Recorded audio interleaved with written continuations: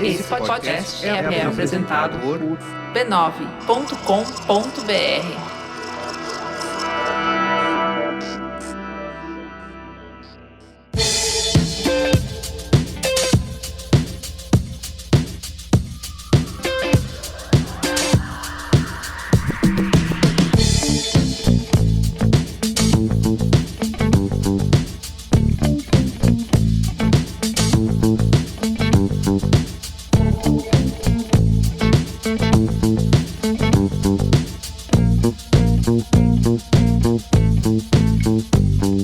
Olá, eu sou o Carlos Merigo, esse é o Braincast número 477.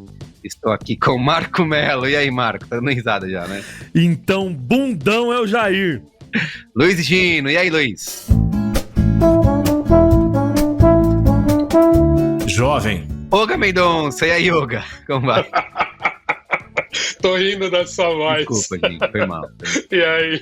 E estamos aqui também com a nossa super convidada, Gabriela Maier, jornalista, que, aliás, não assim, tudo bem, você conhece ela como apresentadora lá na rádio Band News FM, mas, acima de tudo, ela é podcaster do Põe na Estante, da Rádio Guarda-Chuva, e faz parte aqui também da Rede B9 de podcasts. E aí, Gabriela, tudo bem? Como vai? E aí, gente? Obrigada pelo convite, hein? Muito bem. Eu vou tentar manter o nível e o humor, tá? Isso. Dizem que eu não tenho muito senso de humor, mas eu ouço vocês pra ver se eu adquiro algum. Já começou bem, já começou bem. Ó, então é isso. A gente tá aqui reunidos para falar sobre debates, né? Os debates eleitorais, estamos em plena reta final aí das eleições de 2022. Temos debates rolando e a gente vai conversar aqui nesse Braincast de hoje o que o debate de verdade impacta numa eleição, né? Se as pessoas realmente formam opinião assistindo o debate, se a gente quer ver realmente propostas e debates propositivos,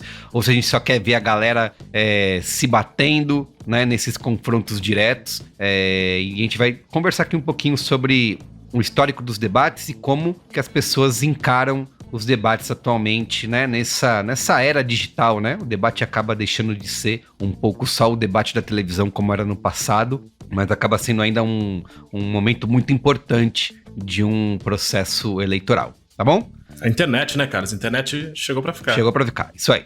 Mas antes, recadinhos super rápidos, tá? Siga @BraincastPod na sua rede social preferida. Estamos em todas elas, no Twitter, no Instagram, no TikTok, no Quai, no... que mais tem? Era Kawaii até semana passada, né? Aí vocês descobriram como é que pronuncia e agora virou Quai, né? Só aprenderam, exato. o programa Quai, inteiro. aprendemos. Quai. Nosso último episódio lá foi sobre o Quai, agora estamos lá, só falta fazer novelinha. No Be Real, não tá no Be Real? No Be Real ainda não. É só pessoa física ali no Be Real, né? Segue a gente para você acompanhar as nossas novidades, acompanhar o Qual é a Boa, que a gente fala aqui no final, e também ter acesso aos Braincorts, né? Que são os grandes momentos do Braincast para você assistir e compartilhar com seu amiguinho, com a sua amiguinha. Por último, mas não menos importante, torne-se assinante do Braincast lá em b9.com.br/assine, porque se tornando assinante, além de, né, colaborar aqui com o Braincast, você faz parte do nosso grupo no Telegram, que é onde a gente decide ali os rumos do Brasil e do mundo naquele grupo. As pessoas, ainda mais agora em eleições, as pessoas estão ali em debates quentes. E você também tem acesso ao Braincast secreto, que é o Braincast onde a gente fala a realidade, né? Aqui, nesse programa, a gente se comporta, a gente tenta trazer o nosso lado mais terceira via, mais centrista. Mas no Braincast... Caverna de Platão, vamos falar a verdade. Isso aqui é um simulacro. Exato, um simulacro. A verdade é no Braincast secreto. São 10 minutos ali de sinceridade, de verdade, total, de sinceridade emoções total. À flor da pele. Isso. É intenso. Então é isso, b9.com.br/assine, você pode assinar pelo PicPay, pelo Apoia-se ou diretamente pelo aplicativo do Apple Podcasts e você tem acesso ao Braincast secreto, tá bom? Tá ótimo. Então é isso. Já peço desculpas pela minha voz que hoje tá falhando. Enfim, tenho rodado o Brasil aí em comícios eleitorais, então... A impressão que dá é que você tava assistindo alguma coisa antes da gravação e tava gritando, torcendo. Torcendo, né?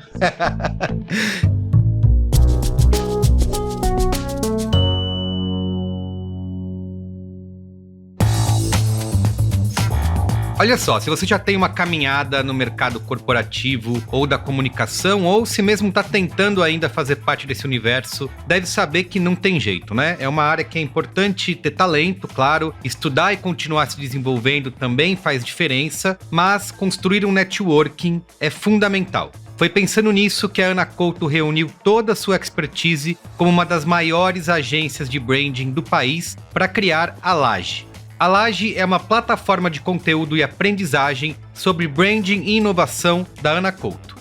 Seus cursos são feitos para quem quer aprender o método Ana Couto, ganhar experiência prática e conhecer pessoas que já atuam na área que podem abrir portas para sua carreira, né? Isso sem falar no contato com os próprios facilitadores do curso. São grandes nomes do mercado com muita experiência e responsáveis por projetos de branding de marcas referência como Havaianas, Ambev, Fiat, iFood e muitas outras, tá?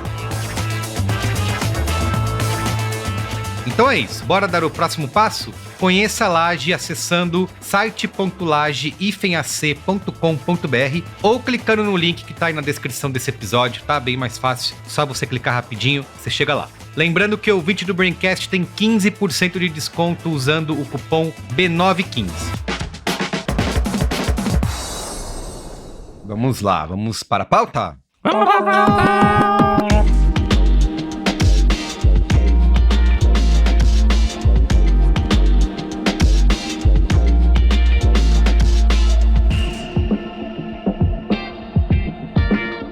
Muito bem, gente, ó, estamos aí, como eu falei, né, reta final de eleições 2022 e um dos grandes momentos de toda eleição, pelo menos pra mim, né, eu quero saber de vocês, eu me considero um cracudo da política, quando tem debate na televisão, é quase como se eu fosse participar, assim, porque eu passo o dia na concentração, né, esperando o momento do debate, e assim, é tipo, sei lá, jogo do Corinthians na final, então eu chego preparado, horário marcado para assistir.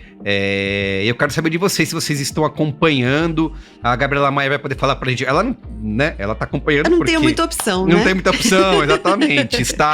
Está acompanhando pela Band, está nos bastidores, aliás, cobrindo os debates. Mas eu acompanho tudo e, aliás, né, não é porque a Gabi tá aqui já puxando o saco da Band, mas a musiquinha do debate da Bandeirantes é um negócio que... E é de arrepiar, assim. Exatamente. Então, é aquele momento... É bem marcante, né? É muito, cara. É muito bom. Eu curto também. Essa composição aí é muito eleitoral. Pra mim, é quando a eleição começou, tocou essa musiquinha. Enfim, antes da gente entrar aqui pra falar dos formatos de debate, o que funciona, o que não funciona, quero saber de vocês, o que vocês têm consumido nessas eleições e se vocês estão assistindo, né, os debates que já rolaram. Só pra antes de passar a palavra, eu já me peguei no ridículo. Eu moro em São Paulo, né, as pessoas, o ouvinte que sabe, mas na eleição de prefeitura de 2020, eu tava assistindo debates de outras cidades, porque simplesmente... Por que não, né? Por que não, porque exatamente. O vício, né? Rio de Janeiro cobra, é sempre né? Entretenimento, gente. Exato, Rio de Janeiro exatamente. eu assisto todos tem os uns anos. que são divertidos mesmo. E assim, se você olhar por um lado, é meio que como assistir cobrança de pênalti do time que não é o seu. Né? Você não tá envolvido emocionalmente, então você, descolado, consegue aproveitar puramente o entretenimento daquilo, né? Você torce tá pelo melhor debate lance, da né? sua cidade. Quando você tá vendo o debate da sua cidade, do seu estado, do nosso país, que aí não tem muito pra onde correr, aí te envolve muito diretamente, aí você sofre apenas, né? É difícil se divertir.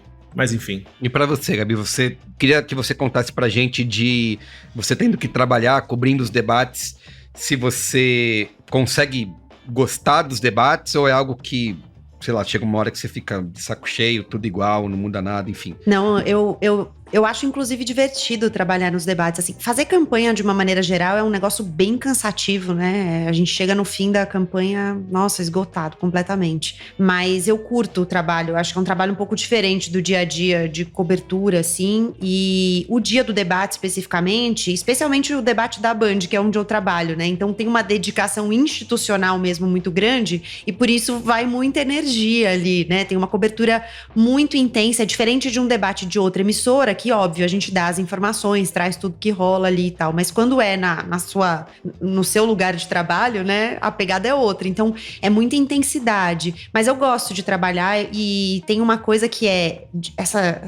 esse clima de campanha, ou esses espaços de campanha, o debate também, é muita gente trabalhando junta. Então eu acho isso legal porque você vê como os outros colegas trabalham, né? Então você vê como um pergunta, como é que o outro se infiltra ali pra perguntar, como é que o fulaninho conseguiu essa história aí, onde é que ele tava, onde é que ele se escondeu e tal, não sei o quê. Então eu acho legal ver isso, assim, como os outros trabalham, você acaba aprendendo um monte de coisas também, né? Ver como tem gente que tem mais facilidade pra abordar, tem gente que tem menos facilidade, fica mais tímido, espera um outro colega sempre fazer a primeira pergunta, depois vai no embalo. Então cada um faz de um jeito, assim. Mas eu gosto. E eu tenho uma particularidade que, na verdade, foi uma contaminação do meu namorado, que é tipo Merigo, assim, muito viciado em informação de política.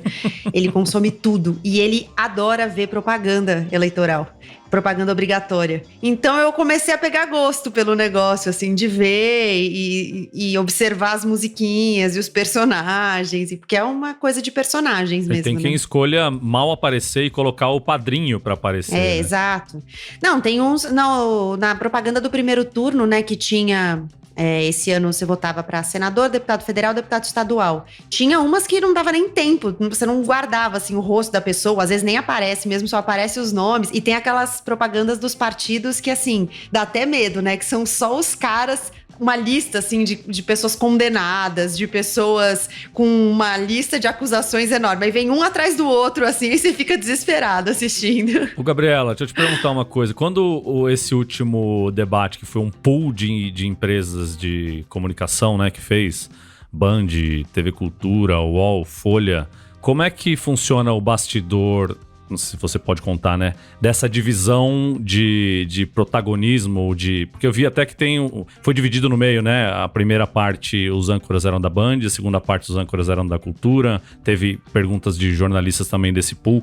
Como é que isso é alinhavado nos bastidores? Você tem acesso a essa negociação? Como é que funciona? E vocês tentam derrubar o pessoal das outras TVs? Fala a verdade, Gabi. Puxa o tapete do coleguinha. Passa a Fabíola Cidral do lado ali, você já dá uma cotovelada nela ali, que ela é do UOL, não é da Band. Pô, vem ela é mó legal. Não, eu não participo das negociações, mas assim, o que eu vejo é o resultado. E o resultado foi que os espaços, eles eram divididos para as emissoras que eram desse pool e quem não era desse pool. Então, por exemplo, até na chegada dos candidatos, que foi onde eu fiquei, né? A gente sempre se divide, os repórteres se dividem para que ninguém perca a chegada de nenhum candidato, cada um fica responsável por um. Então, no primeiro turno, eu peguei a chegada do Lula e da Soraya. E nesse segundo turno, a chegada do Lula. Éramos 2 repórteres, eu tava com Lula e meu colega Fábio França tava com Bolsonaro. Então a gente tinha que se responsabilizar ali por ir narrando tudo o que acontecia. O carro tá entrando, tá acontecendo isso e tal. E tinham 2 momentos dessa chegada. Então tinha um corredorzinho por onde eles passavam e eles passavam por esse corredor para entrar para um camarim, uma sala que foi separada para eles e para as equipes que chegavam com eles. E esse corredor estava separado justamente nessas 2 etapas. Então a primeira etapa podiam ficar os jornalistas desse pool, da Folha, do UOL, da TV Cultura, da Band, e aí da Band do grupo todo, né? Porque tem Band News, Rádio Bandeirantes, Band News TV, a própria Band aberta, então ficam todos os jornalistas ali. E no segundo momento, aí ficavam todos os outros jornalistas que tinham ido acompanhar de outros veículos nacionais e internacionais. Isso foi uma coisa legal de ver. Essa eleição tinha muito jornalista estrangeiro acompanhando. Então você ouvia ali o pessoal falando outros idiomas e tal, inglês e espanhol, sobretudo, né? Mas isso foi dividido de forma bem parecida, assim, os espaços eu não senti muita diferença, sabe? Não teve uma coisa assim, como é no espaço físico da Band, os jornalistas da Band têm prioridade em relação aos outros. Não, eu senti bem divididinho, assim. E como você falou, no próprio debate, né? Os jornalistas dos outros veículos fizeram pergunta, aí teve a divisão da própria mediação, então os 2 primeiros blocos mediados pelos jornalistas da Band, depois um jornalista da TV Cultura e a Fabíola do UOL. E uma coisa que a gente precisa discutir, que eu acho que é muito séria, é o termo pool, né? A gente precisa encontrar uma solução nacional para conglomerado, né? Foi um dia que eu falei no ar até. Tava dando uma notícia lá na Band News FM. Aí eu li a manchete lá e eu falei assim, acho tão engraçado a gente usar esse termo pool, a gente não pode falar grupo, será? Isso, um grupo de grupo. empresas trabalhando juntos. Exato. Um bonde, exato. né? Ô, Gabi, esse lance do pool foi uma novidade, né? Mas ele foi uma exigência dos candidatos, não é? Para ter menos debates. Você acha que tinha muito debate? Assim, eu, de novo, como eu já falei lá no começo, por ser o cracuru da política, para mim, quanto mais debate, melhor. Eu assisti até debate da TV Aparecida. Então, o candidato tava toda semana, a cada 2 dias tinha um debate. E esse ano teve uma diferença de ter vários veículos de comunicação se juntando num grupo, num consórcio para transmitir debate. Tanto que a gente vai ter agora nesse segundo turno 2 debates só, né? O da Band e o da Globo na última semana. Teria o do SBT também, então seriam 3. Mas o Lula já disse que não vai, como ele não foi no primeiro turno no debate do SBT, que também é um consórcio de empresas.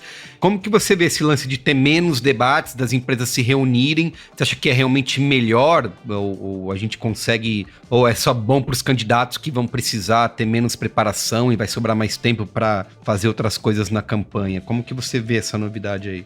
Eu acho que pro eleitor, pra eleitora, tem um desgaste, sim, muito debate. Eu acho que vira meio uma coisa assim, arroz de festa, sabe? Sei. Nem vou ver, já teve tanto que eu não vou ver mais. Eu acho que quando você tem menos, você cria uma expectativa, assim, né? É meio a lógica da escassez, sabe? Vamos trabalhar Sim, ali total. o evento sazonal que atrai lá um determinado público. Eu acho que se tiver muito debate, o eleitor e a eleitora não acompanham muito.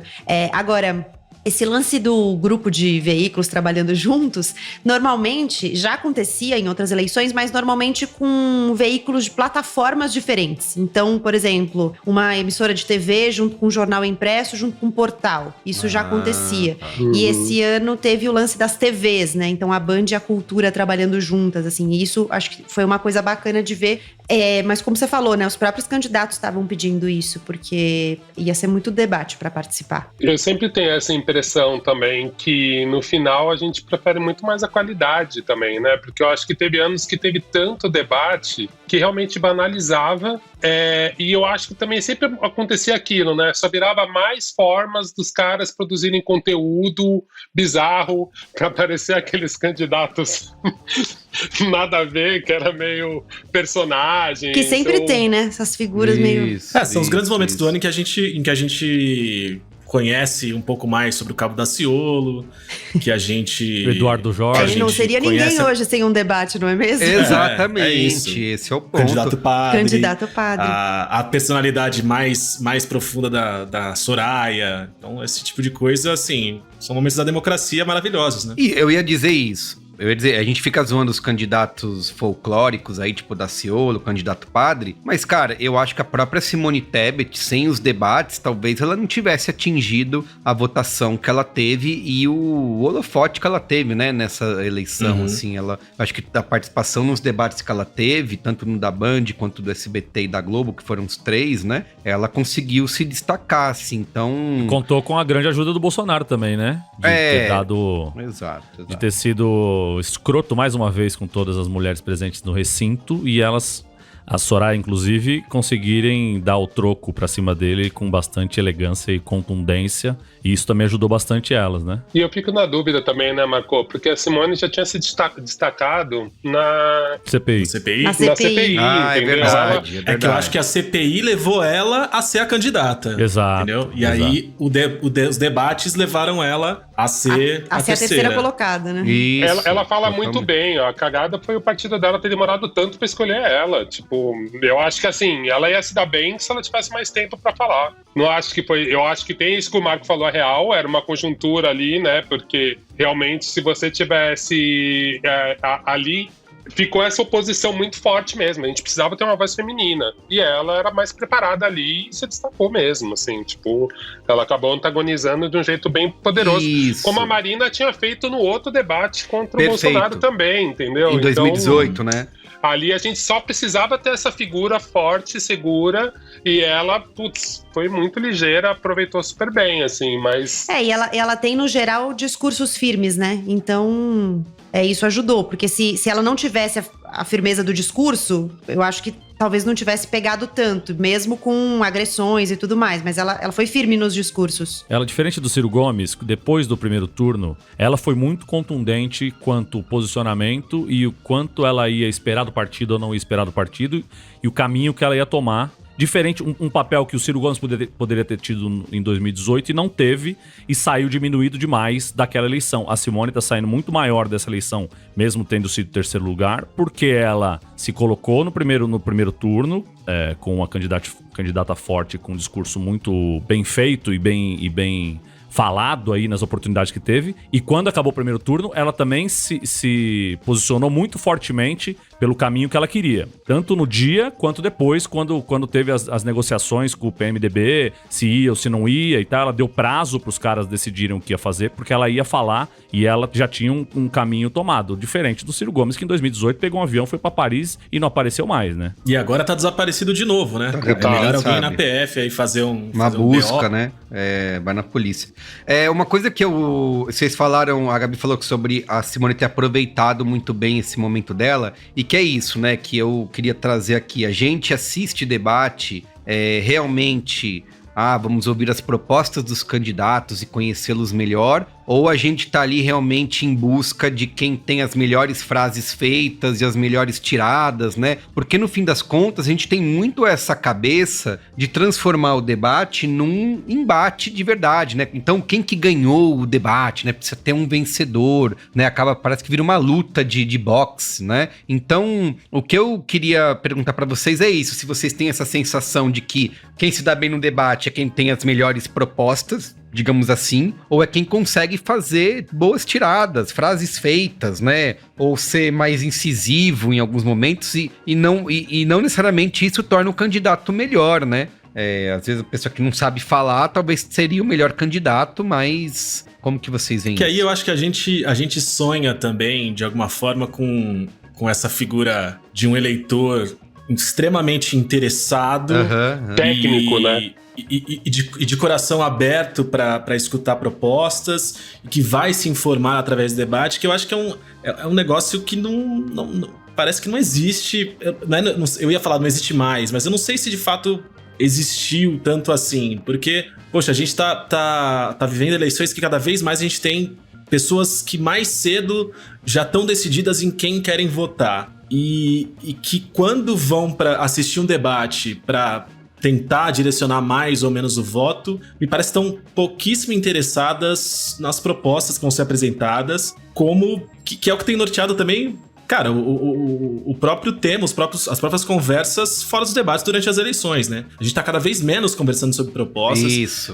Bolsonaro foi eleito sem proposta nenhuma na última eleição, com um plano de governo vazio. Então eu fico pensando meio nisso, assim, que a gente, sei lá, eu acho que como muitas das coisas, muito do conteúdo que a gente tem consumido, a sensação que eu tenho é que a gente vai assistir debate. Tem a questão do entretenimento aí que você falou, né? Que a gente, vai dar risada do Cabo da Ciolo e do candidato padre. Mas eu acho que a gente vai também muito pra provar os nossos próprios pontos, provar os argumentos que a gente já defende e meio que se municiar, sabe? Para as conversas que vêm a partir disso, assim. Concordo com o que o Higino tá falando. Não sei se eu tô muito filosófico, mas assim, cara, a gente trabalha com comunicação, a gente sabe que grande parte das escolhas não é racional. Nem pra gente, do nosso campo, que gosta disso. Cara, o emocional é gigante. Eu acho que assim, o debate é uma peça importante desse teatro político, mas cada vez perde mais força. Eu lembro muito no caso, voltando um pouco para Tebet, para mim foi muito interessante ver e pensar que compõe todo esse teatro político, toda a estratégia do candidato. Eu lembro do Roda Viva, ela foi mal, ela falou umas besteiras, ela foi enquadrada, ela fala muito bem, mas ela foi enquadrada em alguns pontos. Cara, você vê que ela melhorou, tipo, putz, testamos ela aqui, mas às vezes eu acho que o Roda Viva é uma exposição e um risco que pode derrubar um candidato até mais forte. Eu me lembro daquele da Manuela Dávila, foi assustador aquilo. Mais do que um debate, sabe? Então, às vezes, a gente também bota um peso no debate. Eu acho que o debate tem isso, porque geralmente ele pega num momento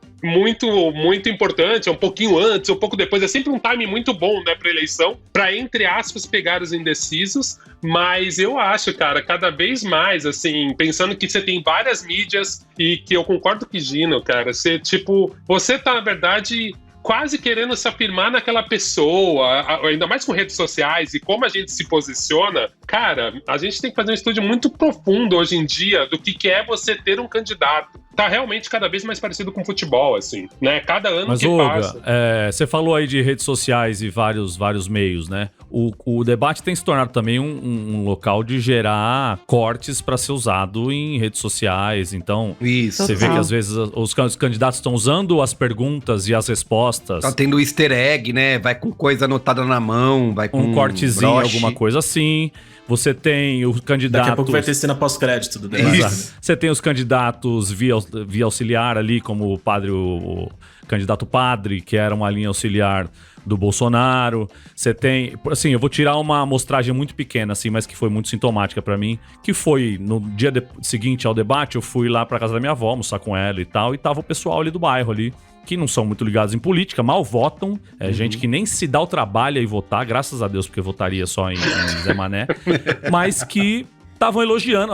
Pô, você viu o candidato Padre lá? Pô, mal barato. Isso aí que é legal nos Isso que é debates. legal. Porque ele falou na cara do Lula o que muita gente queria falar. Você não viu que ele falou assim, respeita o padre? Pô, o cara nem padre e tava pedindo respeito pro padre. A galera quer ver barraco, né? Gera uma discussão que vai além das propostas e esse tipo de coisa, saca? A senhora falando, eu pensei em algumas coisas aqui. Uma é que eu acho que, assim, ainda que o debate gere interesse, mesmo quando gera, é um interesse bolhado. Eu acho que... Outro dia eu tava conversando com um amigo meu que no dia seguinte do debate da Globo, todo mundo falando daquilo, tal, não sei o quê, ele foi almoçar num restaurante, ele sentou pra almoçar e tinham 2 pessoas na mesa do lado e um falou assim, mas teve debate ontem? Tipo, um perguntou pro outro e falou assim, mas teve debate ontem? Tipo, nem sabia que tinha tido debate. A outra coisa que me lembrou, mesmo as coisas que a gente acha que são óbvias, né, que estão assim, na boca do povo, continuam sendo, assim, recortadas também. Não é democratizado o negócio, a informação. Eu tô fazendo por causa da Rádio Guarda-Chuva, a gente tá fazendo uma mentoria com o Google.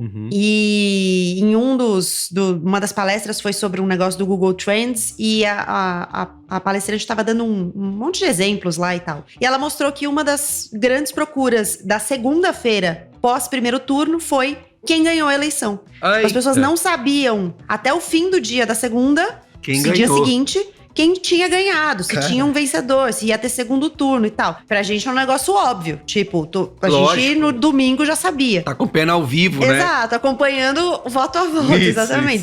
Baixando o aplicativo do TSE ali. Exatamente. Segunda-feira, na verdade, tava no médico, tava no gastro fazendo exame pra ver que a minha úlcera nova tinha Eu nascido. queria muito ser assim, cara, acordar de manhã na segunda. Peraí, quem ganhou aqui a eleição? Deixa eu ver. Eu queria muito ser essa pessoa. Invejo. E a outra coisa que eu pensei, assim, quando vocês estavam falando do lance do debate, é que eu acho que, nesse ponto, vou fazer uma defesa institucional aqui, porque eu acho que esse debate da Band foi bem bacana. Os números, né, depois eles ficaram lá chamando atenção pra isso, que foi uma maior audiência numa live jornalística já feita, enfim. Porque foi muito diferente do que a gente estava acostumado e a gente conseguiu ver várias coisas, assim, vulnerabilidades mesmo. Porque, tipo, os candidatos não estão no púlpito, então não tem aquela colinha o tempo inteiro ali. Você fica mais exposto, você fica mais vulnerável. Você tem várias coisas pra administrar. Umbigo aberto, né, Gabi? Umbigo aberto ali na frente do outro. Exatamente. E assim, você tem muita coisa pra administrar ao mesmo tempo. Coisas que você não tá acostumado a administrar. Então... O tempo, inclusive. O tempo, a câmera. Você vai olhar, vai andar, vai se movimentar de um jeito ou de outro, vai pegar o papel, não vai pegar o papel, vai usar mais ou menos tempo e tal. Nos bastidores, né? Eu fiquei dentro do estúdio durante o debate. Então, eu consegui ver todos os bastidores ali, os assessores, as equipes de campanha e tal. E todo mundo ficava fazendo sinais pra tentar orientar, pra tentar, sabe? Então, na equipe do Lula, por exemplo, um dos assessores, no terceiro bloco, que ele perdeu ali a contagem do tempo, depois no final, um monte de gente até ficou perguntando, será que foi uma estratégia que ele deixou 5 minutos pro Bolsonaro falar, apostando que, sei lá, ele ia se perder nesses 5 minutos? Ou será que, de fato, ele perdeu a contagem do tempo? Olha, se foi uma estratégia, não foi uma estratégia decidida antes. O Lula decidiu na hora, porque tinha um assessor desesperado. Que batia a mão no relógio, assim, no pulso, tipo assim, o tempo, e o Lula assim não tava vendo. A mesma coisa, na equipe do Bolsonaro, uma das pessoas que estavam acompanhando ele era o filho dele, o Carlos Bolsonaro. E aí ele ficava fazendo sinais também, tipo, olha pra câmera, tal, não sei o quê. O Fábio Weingarten, que tava junto também, em vários momentos, fazendo sinais de tipo, olha pra câmera, olha o tempo, tentando administrar ali. Então as equipes estavam tentando ajudar a administrar esse monte de coisas novas, assim. E eu acho que isso também gerou interesse, porque sai um pouco do que a gente já tá acostumado, do discurso só pronto, assim, né? Isso, esse formato desse banco de tempo, eu acho sensacional, né? Acho que eu tava assistindo, já tinha assistido antes do Haddad com Tarcísio.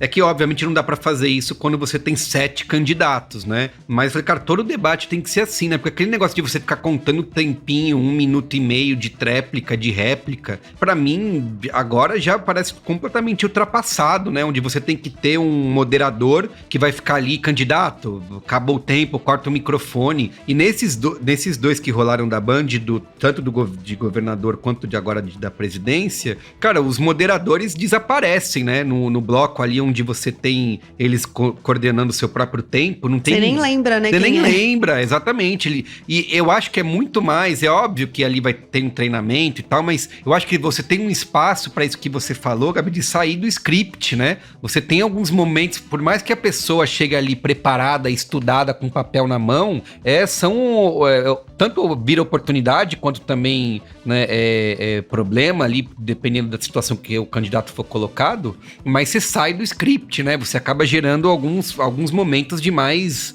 espontaneidade, assim, então... Mas é isso, só dá pra fazer quando você tem 2 candidatos. Agora, só contar um negocinho sobre esse lance da espontaneidade, assim, um bastidor de campanha, né? Eu tava conversando com alguns amigos que estão cobrindo as campanhas, não é o que eu faço. Então, eles estão cobrindo muito de perto, assim, o dia a dia da campanha e tal. E eles estavam me falando, as 2 campanhas estavam preocupadas com o formato. Ah, é? Porque Sim. As 2 campanhas falaram, eles se esquentam fácil, então tirar do prumo ali também pode acontecer, sabe? Então, as 2 campanhas, ao mesmo tempo que estavam ali dedicando mais ensaios e tal, estavam preocupados. Não, aquele momento de ficar muito perto um do outro, né? Tem esse ponto que você falou tem que aprovar as regras, né? Você tem todo um encontro entre as assessorias dos candidatos para aprovar as regras. Uma das coisas que eu vi algumas pessoas comentando no dia seguinte ao debate da Band era o lance do jornalista não poder ter uma réplica, né? Porque é isso, o jornalista no segundo bloco, que era perguntas de jornalistas, a mesma pergunta para os 2, o jornalista fazia a pergunta, cada um respondia o que queria, né? Porque não tinha um retorno. E aí, por que o jornalista não poderia ter, né, uma oportunidade de falar, candidato, você não respondeu a minha pergunta, você falou o que você... E eu achei ruim os candidatos não terem a réplica também, porque quem falava por último podia contar a mentira que quisesse lá e não voltava, né? Não, em teoria, se acusasse o outro, tinha direito de resposta, e seria a espécie de réplica. Levanta a mão e tem direito de resposta. Eu vi uma live do UOL no dia seguinte... Eu acho que foi até com a Fabiola Cidral, ela falando que isso foi combinado com os assessores dos candidatos. Eles não toparam ter réplica de jornalista, né? Então, esse foi o formato acordado, assim, então... Tem uma coisa que eu tô pensando que, assim, eu não sei há quanto tempo essa discussão, há quantas eleições, né, das últimas que a gente tá nessa discussão de que o formato do debate tá caduco, que a gente precisa renovar o formato do debate, a gente precisa repensar a própria função do debate, o quanto ele contribui, blá blá blá. Mas assim, eu acho que esse debate da Band que a gente teve já foi um passo interessantíssimo, que parece ter dado uma renovada, parece ter dado... Isso, né, horário, né? Às 8 da noite, né? E não 10h30, né? Ajuda bastante. Porque aí fica vendo até 1h30 da manhã a galera debatendo também é insalubre. Mas uma coisa que... quem fica, né? De novo, bolhadíssimo, né? Mas uma coisa que tá me deixando desgraçado... e já não é dessa eleição, de eleições passadas, é que quanto mais a questão das mentiras, né, desde que a mentira ganhou apelido de fake news, a gente tem fact-checking e internet, 2022, Elon Musk lançando um foguete, mas a gente não conseguiu ainda aplicar nenhum tipo de mecanismo para pegar a galera no pulo na hora. Que é um absurdo, porque parece que a sensação que eu tenho é que a gente continua gerando munição pros cortes, gerando munição pra desinformação, e que parece, assim, eu posso estar sendo ingênuo aqui, mas parece que é uma decisão relativamente simples de se tomar, assim. Me parece que chegar à decisão criativa de colocar os candidatos para debater andando e fazendo breakdance ali no palco e não mais atrás do púlpito, me parece que é mais simples. Ia ser bom. Parece que é mais simples do que simplesmente pegar equipes de fact-checking e botar a galera para fazer isso nos bastidores e bater, 2 levantaram a mão aqui que é mentira, taca a mentira na tela, tira um minuto dele e assim vai. Progressão geométrica aí pra ficar tirando minutos da galera. Me parece meio simples. Por que a gente não consegue chegar nesse lugar ainda? É que eu acho também que tem um lance delicado, né? Sempre, toda vez que você vai apontar que uma coisa é mentira, tem uma coisa delicada. Porque assim... Primeiro, você precisa criar gradações. Então, assim, ele falou que fez 52 escolas e não foram 52, foram 50. Sim. A rigor tá errado, mas assim, não foi um negócio, né, absurdo. Então, você tem que criar gradações. E a outra coisa É tipo máquina da verdade, né? Impreciso. Exato. E assim, a outra coisa vai ter um juiz, né? Um comitê que seja, um grupo ali de pessoas sendo juízes. Um VAR. E assim, é gente, né? Gente é gente. Então, é difícil isso, porque... Mas tem umas coisas que eu fico pensando, tipo, número, sabe? Número. Não, essas coisas assim, são mais objetivas, mas assim, tem umas coisas que eu acho que são mais difíceis de você... Claro, tem umas coisas que são flagrantemente mentirosas, e aí, nesse caso, é fácil, qualquer pessoa, se coloca, sei lá, meu sobrinho de 2 anos, talvez ele diga, não, é mentira, mas, né? Enfim, tem coisa que eu acho que é mais subjetivo, assim, então eu acho sempre difícil. Eu digo isso porque eu acompanho super a discussão das regras para as plataformas e tal, não sei o quê, e a discussão passa muito por aí, né? Quem é que vai julgar, quem é que vai... E as campanhas não aceitariam também expor, né? Já tentaram fazer isso, já conversaram com as campanhas não aceitam de nenhum dos lados. E eu acho que também tem uma outra questão que é mais complicada, né, cara? Tem verdade que precisa ter contexto pra você entender, ia demorar muito pra você explicar por que é mentira, mas às vezes eu acho que a gente tinha, a TV no caso, enfim, quem tinha que valorizar o momento depois, que é aí que eu acho que tem uma crise de mediação e tem uma crise do jornalismo, assim, cara, por que a gente não consegue deixar legal a disputa de quem foi melhor, então? Sabe, já que a gente não tá... A gente conseguiu nesse formato, gamificar um pouco, criar uma regra que a gente diminuiu o papel do mediador e aí entram os 2 atores e tal. Então, assim, pensando em jogo mesmo, o jogo ficou mais interessante. Mas e a gente conseguiu deixar esses caras livres no primeiro debate. Eu quero que vocês peguem na minha mão, porque eu vou muito longe agora, hein? Se a gente pensar no Big Brother, como ele era antes, e depois o que ele virou com as redes sociais, mesmo pensando no Arthur Aguiar ganhou, ele já entendeu a regra, ele fez direitinho e ganhou. Eu até acho que nos próximos debates, esses caras já vão saber preparados, já vão saber muitas técnicas para eles se darem bem nesse formato também. E aí que eu acho que parece que parece que a gente não tem uma certa inteligência e tem essa limitação, por isso que eu acho que a gente tem que não ser ingênuo e pensar que as campanhas vão aprovar. Não adianta a gente falar, a gente pode pôr isso. Tá, o cara fala, eu não vou tipo, eu não quero cair nessa armadilha. Mas às vezes eu acho que a gente tinha que, do nosso lado, conseguir valorizar muito mais essa discussão depois, no pós, assim. As pessoas tinham que estar com muita vontade de saber a opinião daquele jornalista sobre aquilo. Eu vi até que eu achei interessante, tinha nos breaks, apareciam os comentaristas falando, nesse bloco aqui, eu acho que o Lula foi um pouquinho melhor. Eu acho que aí tinha que entrar design na televisão, aí tinha que entrar número, aí ia ter que mostrar o quanto teve de mentira, o quanto teve de verdade. Depois, não durante, sabe? E depois contextualizar. Mas apareceu um ranking, assim, isso aqui foi falha, isso não foi. E depois do programa, chega e fala. Você tem um fact-checking, mas vem depois. Eu acho que, assim, pensando no negócio, do ponto de vista do negócio, que é uma das crises do jornalismo, né? Mas aí também tem um problema, que é... Quando você vai fazer isso, você precisa abrir mão de uma coisa que eu acho que ainda existe muito, que é uma falsa simetria, inclusive na checagem. Então, eu falei que o fulano mentiu tanto, agora eu preciso encontrar alguma coisa aqui para não dizerem que eu tô favorecendo o outro. Só que aí fica essa coisa. a mentira do fulano é um negócio gravíssimo e flagrantemente mentirosa, e a mentira do outro Isso.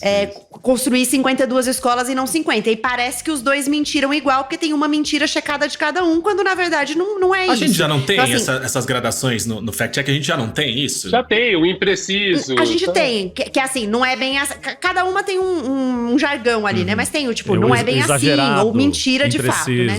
Exato. Mas assim, eu fico pensando nas empresas de comunicação. Quando você faz isso, você corre o risco, no contexto atual, é o jeito que eu vejo, né? De ser acusado de estar pendendo para um lado ou para o outro. Mas já vai ser, né, Gabi? Já tem esse risco. Já não tem mais esse risco. É isso que eu não entendo. Não, e essa crise já existe. Então, os veículos de comunicação... Eu tô tentando pensar aqui por que os veículos de comunicação também não fazem isso, tá? E eu não sei se é isso, mas eu tô... Você tá tentando salvar o jornalismo brasileiro, a democracia. Não, eu não tô, porque inclusive eu gostaria muito, não tenho uma resposta para isso. São muitas crises sobrepostas, mas pensando na crise do negócio. Tipo, você tem uma crise de credibilidade que leva a uma crise de negócio. As pessoas olham pra imprensa e falam, a imprensa isso, a imprensa aquilo outro, a imprensa é tendenciosa pra esse lado, a imprensa é tendenciosa pro outro lado. Então, você precisa de um exercício de racionalidade ainda pra trazer as pessoas pra imprensa, pra entender que o que tá se fazendo ali é um trabalho assim, assado e tal, mas que sim, as empresas de comunicação são um negócio. E fazer esse filtro aí, como um ser humano crítico faz pra consumir qualquer coisa, um serviço, um produto ou o que quer que seja. Só que as empresas de comunicação estão perdendo clientela, estão perdendo público. Então, elas não podem se render também a esse lugar de tipo, claramente esse aqui é pior que esse. Então, precisa ficar também fazendo um jogo de uma tentativa de equilíbrio ou de objetividade, que na minha visão não existe. Porque objetividade de partida, pra mim, já não existe. Mas, objetividade, na verdade, eu acho que existe. A imparcialidade eu acho que não existe. Mas de partida, acho que já não existe. Mas você fazer uma coisa dessa no fim de um debate, você corre o risco de entrar no jogo de uma das narrativas, porque basicamente é isso, para isso que vai servir. Então você vai servir de material também pro corte, pro vídeo, pra lacrada, pra não sei o quê. Mas é isso, né, Gabi? O que eu acho mais difícil, e aí da minha experiência de ter trabalhado tanto tempo em jornalismo, é falar assim, gente, já tá acontecendo, já faz tempo, a gente já tá na pós-verdade, não é mais isso. Agora, assim, concordo. se a gente não dominar essas ferramentas, né, de propaganda, de posicionamento mesmo, cara, o jornalismo fica cada vez mais caduco e fica cada vez nesse ambiente que a gente está discutindo, sabe? Para um nicho, pra gente que ainda acredita que a racionalidade tem um valor extremo, porque senão a gente vai perder o nosso único viés civilizatório. Mas assim, cara, a gente tá realmente num momento de transformação de tudo, né? Tipo, e é isso que às vezes eu fico meio agoniado, que eu falo, cara, a gente começou, assim, a gente tá num momento muito, muito importante na nossa história, cara. A gente tá, primeira vez, descolonizando o nosso pensamento, primeira vez a gente tá entendendo outras formas de fazer as coisas, e o jornalismo tá lá atrás. Então, quando você vai pra filosofia, você vai pra qualquer outra área, você vê que os caras estão aí, né? O ano do foguete, né? Os caras estão lá, Elon Musk. E o jornalismo tá em 87, ainda preso em umas coisas que você fala assim, cara, os caras estão usando nossos cortes, tipo, manipulando completamente. A gente vê ainda capas tendenciosas e veículos que não se posicionam. Tipo, cara, ver uma Fox News, uma Jovem Pan, me desagrada. Mas é um jogo muito mais claro e objetivo. Você fala assim, cara, você é dono da sua dieta de informação. Se você quer um pouquinho de Jovem Pan, um pouquinho de não sei o quê, um pouquinho de sei o quê, você é responsável, né? Porque nenhum veículo vai conseguir te dar um pouquinho de tudo, nenhum é saudável em tudo, sabe? Então, assim, óbvio, a gente tá aqui jogando, né? Tô debatendo com a Gabi, mas a gente sabe que ninguém tem essa resposta. Mas é muito mais profundo, sabe? Me dá um pouco de dó de ver o jornalismo tá minguando. E aí, quando você vê, tem podcasts horripilantes que tem 1 bilhão de gente assistindo, sabe? Tipo... Você tá falando da gente? Um pouco. Tudo bem, 1 bilhão de gente assistindo, eu aceito as críticas, mas temos 1 bilhão de gente assistindo. Eu não sei se vocês lembram uma campanha da Folha, que era ela lançando posições claras sobre coisas, só que sobre políticos, sim, por exemplo, nunca rolou propriamente, né? Mas era uma coisa assim, é que eu não me lembro agora os exemplos, mas eram assuntos considerados de alguma maneira controversos, cotas, liberação das não lembro. drogas, né? Descriminalização das drogas. A Folha tem lado? Era isso? Não, era uma coisa assim... Eles botavam uma pessoa. A do racismo era tipo uma menina preta falando, eu sou contra a cota. Eles falaram assim, gente... Não, mas eles colocavam a posição da Folha. Eles colocavam, você é a favor das cotas? A Folha é. Você é a favor da descriminalização das drogas? A Folha não. É fictício, tá, o que eu tô falando, porque eu não lembro se eram esses os posicionamentos. Mas era uma tentativa, assim, de aproximar as pessoas por esse lugar, né? De tipo, estamos nos posicionando sobre temas e queremos deixar claro quais são essas posições. O Estadão faz isso bastante nos editoriais deles, né? Ali eles vão soltando toda e qualquer forma de posicionamento deles sobre os maiores absurdos desse país, na maior, sem a menor cerimônia. Vocês falaram do fact-checking aí, mas tem um lance que rola nos debates, que é o direito de resposta, né? Tanto que naquele da Globo foram vários direitos de resposta, nesse da Band também tiveram alguns. Não, da Globo foi só direito de resposta. Exatamente. O primeiro bloco foi assim, teve um direito de resposta, aí o outro pediu direito de resposta, que pediu um direito de resposta, depois o outro elogiou um direito de resposta, aí foi negado, aí teve o candidato padre e acabou o bloco. Isso, exato. Mas se você falou, Gabi... gente, Não, é só por causa desse negócio da Folha, era isso mesmo, gente. A Folha é contra as cotas raciais, eu também. E era uma personagem negra na foto. Eu lembro que isso foi muito criticado. Porque era um jeito meio... Era interessante a lógica, só que com a imagem... Tipo assim, não é a Folha, ela bota tipo uma leitora sendo, tipo, essa imagem com uma Folha. Um jeito arrombado de se posicionar, entendeu? Não é né? tipo um repórter da Folha ou alguém que simbolizasse a Folha. É como se o leitor, tipo, a Folha fala com todo mundo, até com esse leitor que pode não corresponder ao que você espera. Mas foi um jeito tão bizarro, e foi a mesma coisa com mulher também, tinha algum tema com mulher e era uma mulher sendo antifeminista, sabe? Então você fala assim, cara, coisa de publicitário branco, bobo. E aí você fala assim, porra, sério? Tipo, é tão ingênuo assim, né? Tipo, desculpa. Então, mas continua. Esse negócio do direito de resposta, que você falou que no fim, também é uma... Como que funciona? São advogados, tem pessoas da campanha envolvidas para discutir ali se vai poder ou não vai poder... Porque no fim é isso, acaba sendo... Você não tem um fact-checking, mas você tem o VAR ali do insulto, né? Da ofensa pessoal. Me parece, sei lá, menos lógico, né? É um negócio menos digital ali, não são fatos tão claros, é um negócio mais interpretativo. Isso. O que eu penso? Parece que o diretor falou, não, agora não. Vai dizer que ele Não, no geral tem uma comissão que inclui advogado. Inclui advogado no geral. Então tem... Não são só advogados, eu acho. Que já são pessoas ruins por natureza. Então a gente tá entregando isso pra eles, por quê, né? Mas isso seria assim, entra na lei de calúnia. Isso, eu não sei quais são os critérios, sinceramente, eu não sei. Nesse debate agora teve até uma reclamação da equipe do Lula, que teve um direito de resposta que foi negado, a equipe reclamou ali. Mas as equipes sempre reclamam, na verdade, né? Porque teve um direito do Bolsonaro que também foi negado. Tem que reclamar a equipe sempre. chiou ali. Eu gosto de imaginar, sabe o que sobre o direito de resposta? Que tem uma cabine daquelas que acende a luz e alguém grita sim ou não lá no meio. Você trocaria então, assim, o seu iPhone por uma pera? Sim! É exatamente isso. Piscou a luz, alguém fala não! E aí fala, seu direito de resposta foi negado, você não pode falar. Fala, pô, mas... Eu gosto de pensar que é igual RPG, os caras jogam dados assim, fala, se tirar mais que 6, vai. Tira nos búzios. Acho que o Higino falou sobre o formato caduco e tal, né? E a Gabi também falou sobre ser um negócio pra bolha, né? Não... Você chega no dia seguinte, teve debate? Nem fiquei sabendo, né? Ainda mais se for tarde da noite.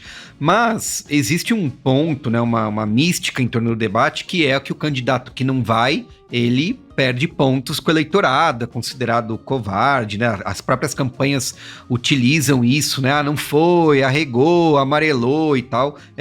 Então sempre tem esse ponto. Funcionou bem essa campanha, inclusive. Você não pode não, simplesmente falar não vou em debate nenhum, como já aconteceu. O próprio Lula, acho que em 2006, ele não foi em nenhum debate do primeiro turno, né?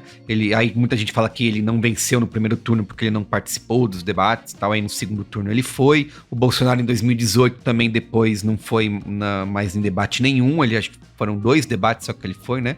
O da Band e o da Rede TV, depois não foi mais. Mas tem muito essa pressão em cima das campanhas dos candidatos. Não, se você não for, você vai perder. E fica essa discussão até em cima da hora. Vocês acham que realmente tem esse poder de... não vou num debate, vai perder voto?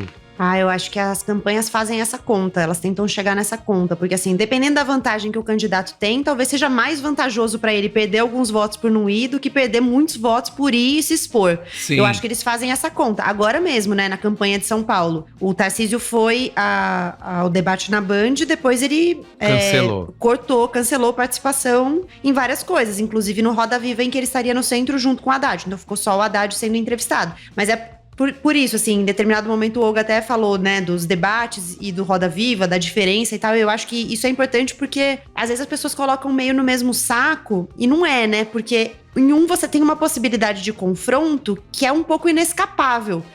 Quando você tá ali no centro do Roda Viva, por exemplo, não tem muito. Se ficarem batendo na tecla de que você não tá respondendo, não tem muito o que você fazer. Você vai ser confrontado com aquilo. Então, vai ficar muito evidente que você não respondeu. O relógio não passa, né? Exato. Não tem isso de, eu desvirtuo o tema aqui, falo do que eu quiser e depois vai pra réplica.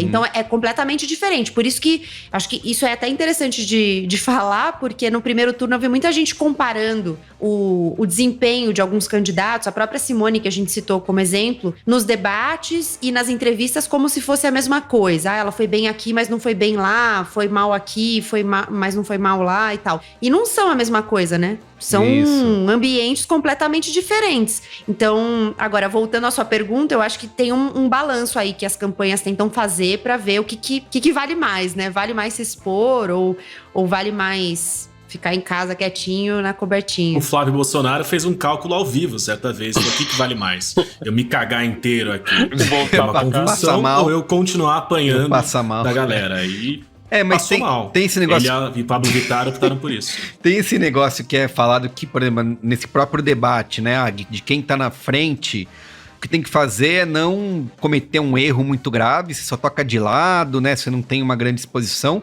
e quem tá atrás precisa tentar cavar alguma coisa nova, né? Tentar cavar esse cálculo, né, que você estava falando, Gabi, de você ter... Acho que vai muito também da posição e das pesquisas que estão indicando, né? Se você tem um candidato que está disparado na frente, provavelmente vai falar, eu não vou lá correr o risco de cometer um grande erro, mas quem tá atrás se sente mais... Até por isso, é uma coisa que tá acontecendo em São Paulo, né? Tarcísio tá na frente e acha que não tá ganho, não precisa ir mais. O Haddad tá atrás, ele tá aí tentando participar de tudo que ele puder, né? Então, acho que passa um pouco por isso, né? De você... É isso que eu acho um pouco, Merigo, que hoje em dia, eu acho que tem diferença, né, Gabi? Que, óbvio, um debate com um pool de várias emissoras, vários veículos, ele tem muito mais propaganda, ele chama muito mais gente. Mas pensando em horas de exposição... Pensando que as campanhas vão utilizar isso como produção de conteúdo, é isso. O Bolsonaro, ele não precisa de mídia nenhuma, ele nunca precisou. Ele fala com o público dele. Então, para ele ter 15 horas de flow do Bolsonaro falando livremente qualquer asneira, rende muito conteúdo, né? E é um conteúdo que não vai ter, tipo, Vera Magalhães botando o dedo na cara falando coisas duras. Então, eu acho que as campanhas já têm essa malícia hoje em dia de entender que sim, tem esse momento do debate, que é um momento que para muita gente é decisivo, porque justamente se muita gente foi criada que nem a gente. Eu via debate quando eu era criança. Quando eu não votava, eu escolhia o candidato. Ainda tem essa geração, mas já tem uma galera que, tipo, o flow é muito mais importante do que um debate. Eu vou discordar parcialmente de você. Opa. Quando você diz, Olga, que o Bolsonaro não precisa de mídia, por exemplo. E eu vou discordar com base numa opinião que eu incorporei recentemente a partir de uma entrevista que eu fiz. Eu fiz uma entrevista com uma cientista política, vou até dar o crédito aqui, a Daisy Tiocari, e eu perguntei pra ela, eu falei, em 2018 eu me lembro que todo mundo ficava falando que o que fez diferença na campanha e tal, não foi tanto tempo de TV, foi a internet. Porque o Bolsonaro tinha muito menos tempo de TV, mas ele ganhou mesmo assim e tal, não sei o quê. Isso. E aí, ela fez uma análise que fez todo sentido pra mim, então é por isso que eu incorporei a opinião, que é... Ela falou, ele precisa de mídia sim, e sem a mídia ele não é eleito, porque ele não consegue furar a bolha. Na internet ele fala pra bolha. Só que o que aconteceu em 2018? Ele teve a mídia sozinho. Por causa da facada, ele conseguiu um tempo na TV que nenhum outro candidato teve, sem confronto. Então, na verdade, o tempo de TV foi muito importante para ele. Sim. Não foi a internet que ganhou a eleição. Claro, a internet faz um outro papel na campanha e ela também é uma frente importante hoje. Mas você chega a mais gente, você fura a sua bolha de convertidos quando você tá nesses espaços midiáticos que são de massa. E aí ela fez essa análise, então por isso eu faço essa ponderação, porque eu acho que assim, é óbvio, eles colocam na conta. Mas eu acho que ele precisa, sim. Ele precisa explorar esses espaços também. Ele não pode simplesmente se furtar de não aparecer em nada, como nenhum outro candidato acho que pode. Agora que ele tá no momento de desvantagem, ele sempre teve no momento de vantagem, né? Ele sempre teve na frente nas pesquisas e pra ele era muito confortável não ir nos lugares, não ir nos debates e tal. E agora ele tem que ir pro ataque. Ele tinha até uma margem pra perder, né? Exato. E ele tem que espalhar essas mentiras, às vezes falando pro Lula, saca? E tirar esses cortes daí. Então, é isso. Insistir no negócio da Nicarágua, insistir no negócio de corrupção, petrolão e o cacete, que já não é mais um assunto tão batido quando o Lula vai em entrevistas, seja no Roda Viva, seja no Flow, que nem tá agora, então, pro Bolsonaro hoje em dia é muito mais vantagem pra ele ir em todos os debates e tentar jogar nas costas do Lula essas coisas, essas pautas que ele acha que é muito importante, como ele fez naqueles 6 minutos que ele teve de vantagem lá e pregou pra convertido, do que ficar na defensiva e não usar desse eu não preciso de mídia, saca? Eu acho que até dá pra mim colocar melhor. Eu acho assim, obviamente o Bolsonaro usou mídia, eu acho que principalmente a primeira eleição dele, o que a gente não entendeu e a gente vai entender depois de muito tempo, é que ele estava em campanha há muito tempo. Ele usou mídia, ele usou o Super Pop, ele usou o CQC. Ele usou toda a base dele do também. Exército, ele já ia em quartéis há muito tempo. É isso, quando a Piauí faz o primeiro perfil dele, ele já tava falando, ele já tinha, galera do agro com ele. Então acho que a gente, às vezes fica, ele não apareceu do nada, gente. O Bolsonaro foi o mesmo fenômeno de todo cantor sertanejo que morre. Nossa, quem é esse cara? Esse cara é gigante. A gente, na nossa bolha, ignora esse cara. Então, eu só acho que, assim, o que o Bolsonaro fez é essa rede dele de informação, que concordo, segura os 40% dele, os 35%, os 28%, sei lá quantos alucinados esse cara tem, ela é muito forte, ela trabalha na pós-verdade. O que eu acho mais complicado é a gente estar discutindo um cenário que a verdade tem algum valor. A gente está na pós-verdade, a pessoa acredita, ela customiza a verdade dela. E aí que eu acho que a gente apanha. Isso é desesperador, então, né? Mas é isso que eu falo, assim, que a gente é muito inocente enquanto sociedade de discutir querendo racionalidade. Não tem racionalidade nenhuma. Esse cara matou um monte de gente. Matou gente da própria família da pessoa que tá votando nele. Então, assim, não temos racionalidade. Agora, como que a gente faz, de novo, eu já falei essa frase aqui nesse podcast, como a gente faz a verdade ser sexy de novo? Não é mais, assim, eu posso customizar minha verdade agora. Assim, não adianta. Mas é porque pensa no sentimento. Eu penso muito no sentimento, assim. Boa. É gostosinho dar uma lacrada, não Isso. Assim, é gostoso. A gente aqui que tem condições de racionalizar e trabalha com comunicação e fica atento a esses elementos. É gostosinho pegar um videozinho e mandar pra sua tia no WhatsApp e falar, Perfeito. e Isso agora? é responsabilidade, Como é que você vai né? responder isso? Sim. Você falou sobre isso, o Merigo até ficou vermelho ali, de tanta emoção. Exato. É gostoso. Não, mas assim, o sentimento que dá é de conforto. É confortável quando alguém vem e lacra um argumento, mesmo que não seja você, mas lacra um argumento que sustenta o seu ponto de vista, que depois você vai poder repetir sem checar e dizer, não, mas o fulano fez isso, o ciclano fez aquilo, aconteceu isso, aconteceu aquilo outro, um quer ensinar o sexo nas escolas, o outro quer... Então, assim, é confortável quando você tá num lugar. Eu acho que se você pensar pelo sentimento, faz todo sentido. E aí, é muito difícil, né, achar uma resposta, porque a gente tem esse problema que é o que eu falei antes, a gente é gente, né? Então, é isso que eu falo, não tem racionalidade. Esse é o problema, a gente é gente. E além de não ter racionalidade, não tem essa questão temporal, né? A gente vai entender 2013 agora, gente. Exato. Agora que a gente entendeu. Você falou de racionalidade, Olga, isso, assim, pros próprios debates, né? A gente sabe que, assim, a gente viu muito o que o Trump fez, né, nas eleições quando ele disputou com a Hillary,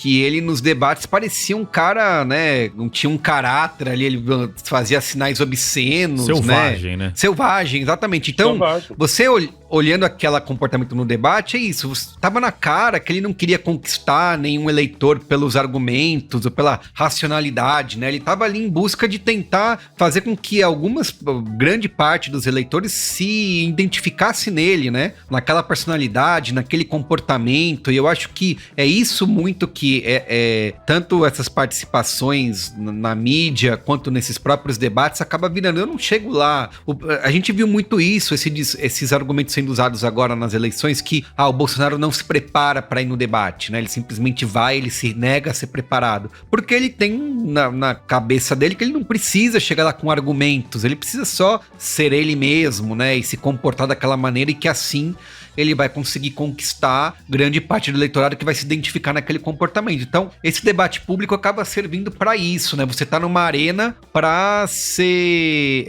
não ser uma pessoa ponderada e inteligente, mas simplesmente para demonstrar que você tem um comportamento que muitas pessoas vão se identificar. Eu acho que o Bolsonaro, ele foi muito no cerne da questão, não de uma forma inteligente e razoável. Essa técnica já existe, e agora a gente está vendo de onde vem, né? Já existe na extrema-direita, de entender que é só um jogo, né? É isso, às vezes você não ser racional no jogo, você surpreende. Se a gente for jogar truco e eu cortar a carta e jogar na tua cara, tipo, vou te surpreender.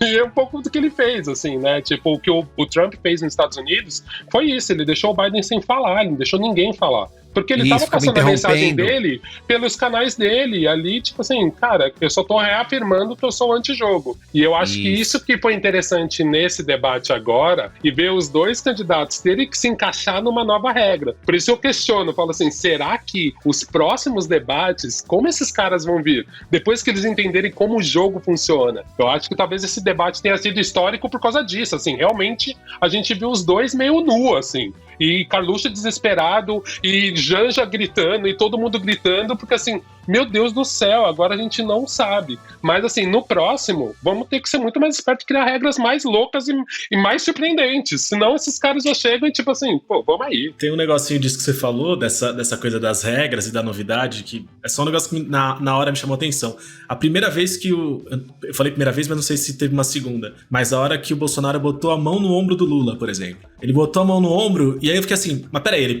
podem encostar um no outro? Quem tá encostando nele?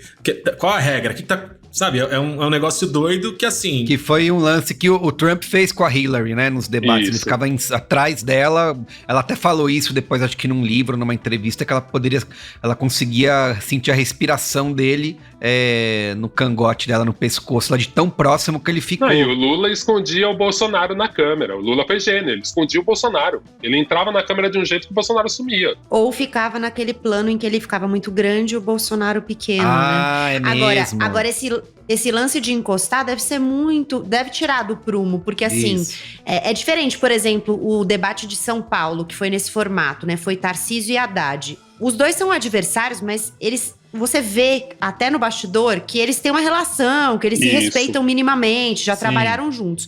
O Bolsonaro e o Lula claramente se detestam.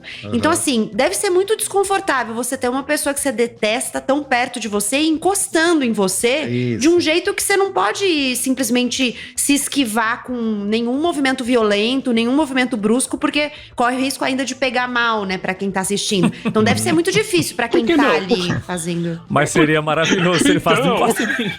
Não encosta em mim.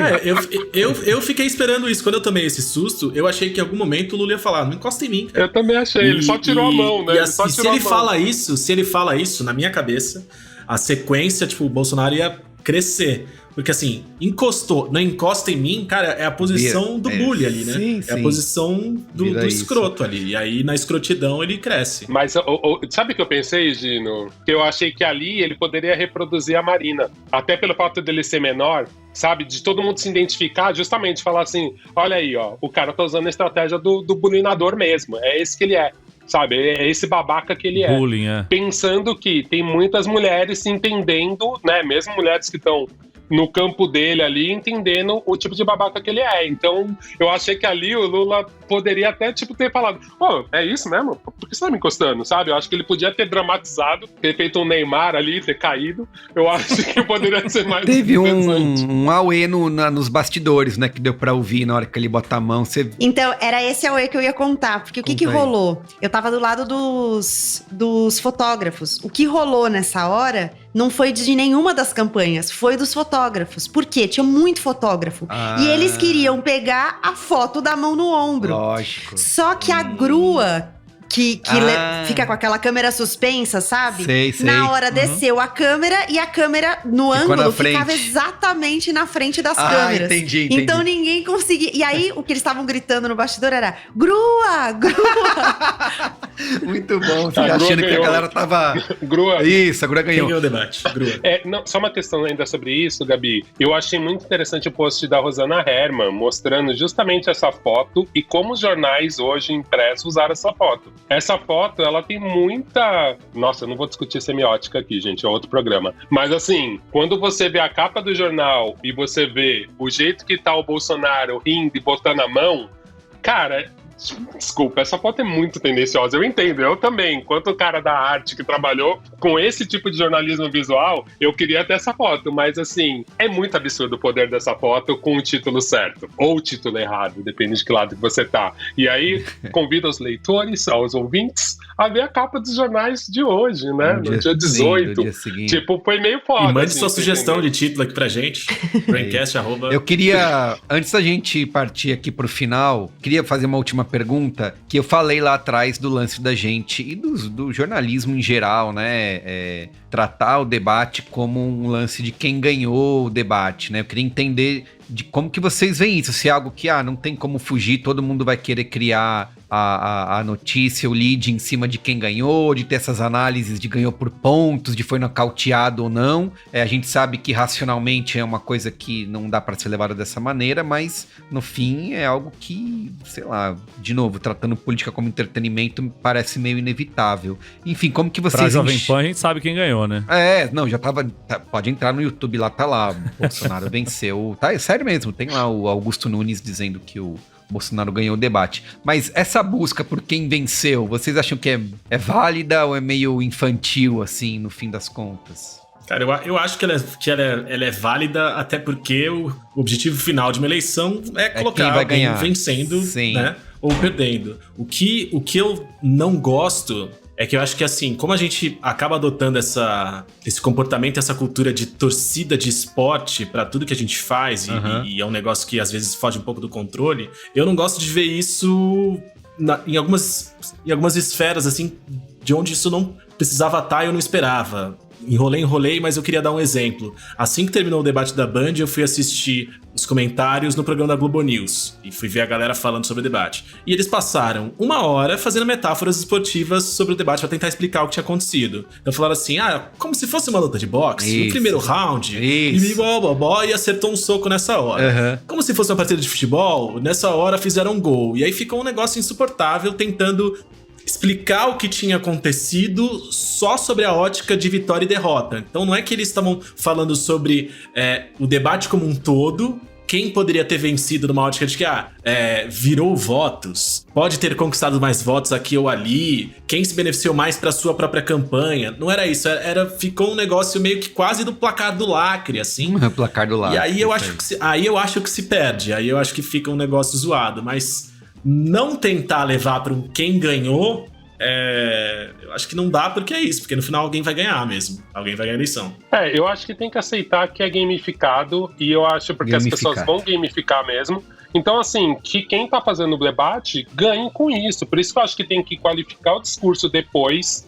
E aí isso me irrita, porque assim, a Globo News faz esses programas gigantes que eles já não têm o que falar, sendo que tinha acabado de sair a porra da pesquisa lá, quantitativa, com 100 pessoas. Discute em cima de alguma coisa muito clara, aí você pode fazer a metáfora com a maluquice que você quiser fazer. Mas assim, deixa muito claro, né? O problema é que fica uma pessoa assim, uma fonte falou, aí começa a jogar uma fofoca, discute a fofoca, aí, cara, vira esse jornalismo bizarro que você fala assim... Mas foi bonito que teve a autocrítica do Merval, né? Foi a única única coisa que a Globo News fez de boa nesse pós-debate Que foi a coisa mais foi a autocrítica do maravilhosa. Merval. É difícil colocar em palavras. Eu não sei há quantas eleições. Essa foi a primeira eleição que eu votei em São Paulo. Eu sempre votei em Santos, né? Parte do meu ritual de eleição passava por acompanhar a apuração do lado do meu pai.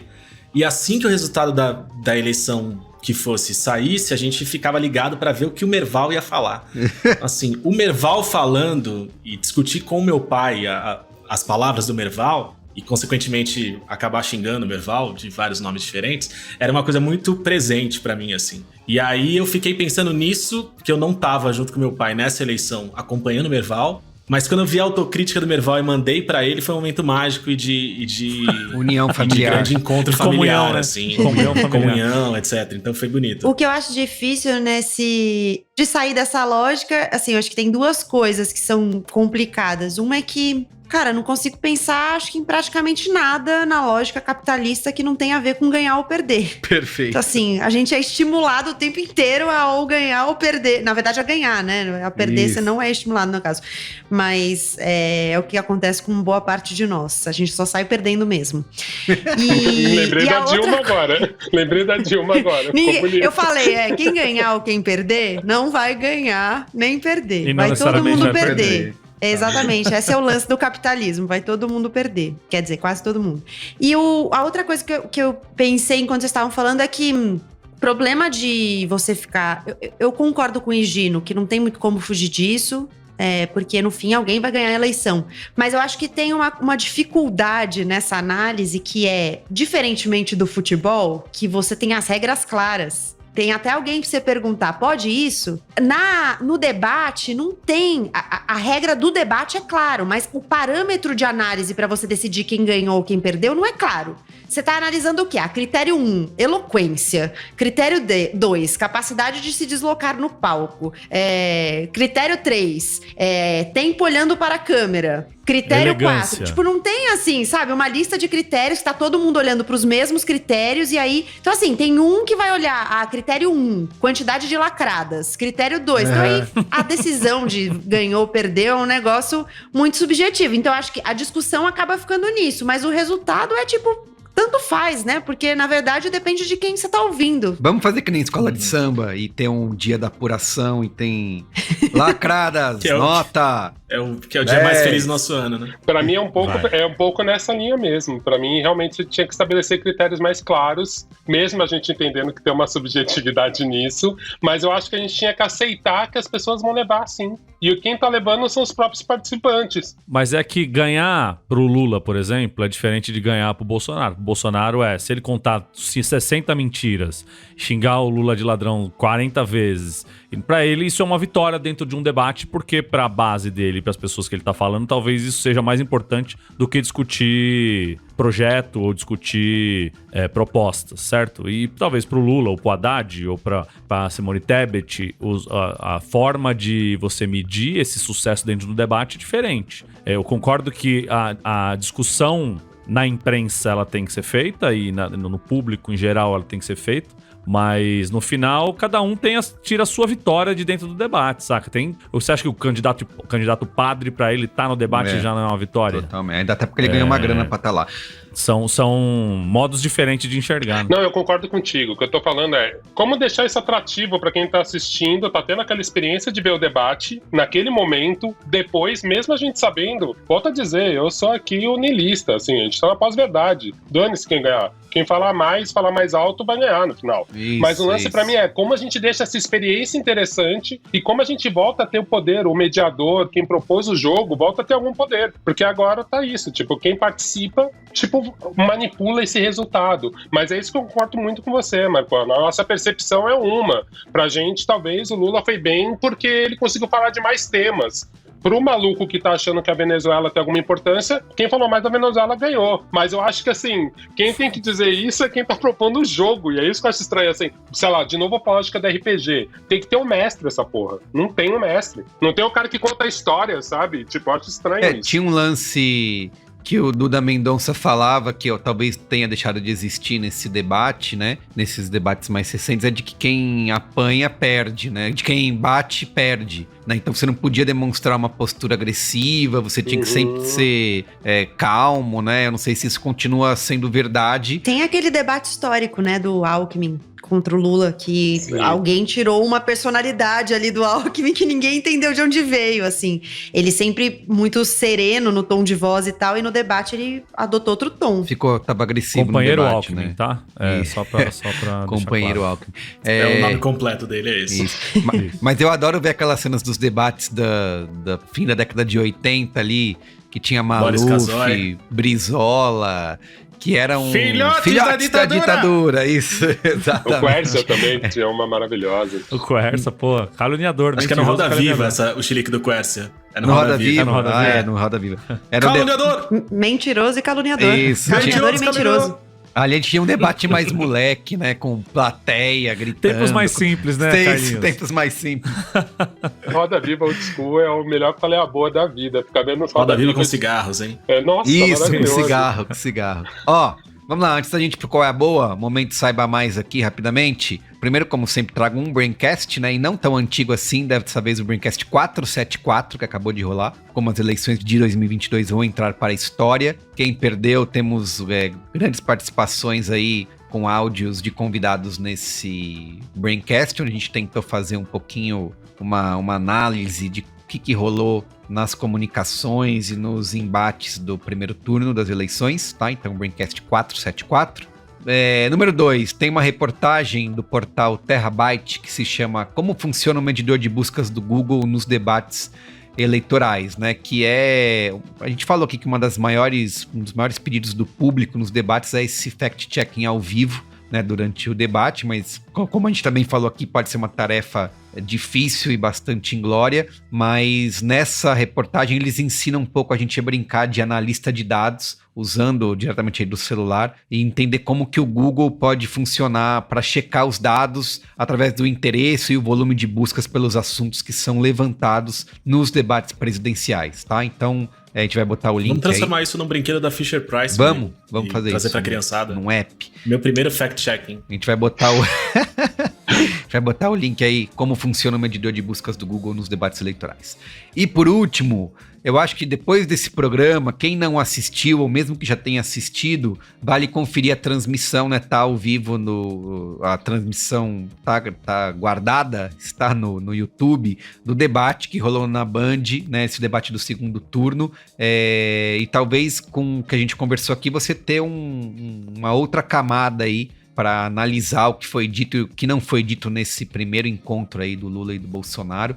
E até porque tem isso, né, que a gente também falou no começo, que foi uma transmissão que quebrou um recorde histórico aí de live jornalística mais assistida do YouTube, não à toa. Para quem está cansado de viver momentos históricos, acho que temos ainda mais quase 2 semanas aí de momentos históricos. Nossa, eu tô exaustíssima de também, cobrir momentos históricos. Eu também, eu não vejo a hora de acabar momento histórico. Já pensou um mês sem nenhum momento histórico? Que delícia, Nossa, gente. vai ser maravilhoso. Vai ser maravilhoso. Que bênção.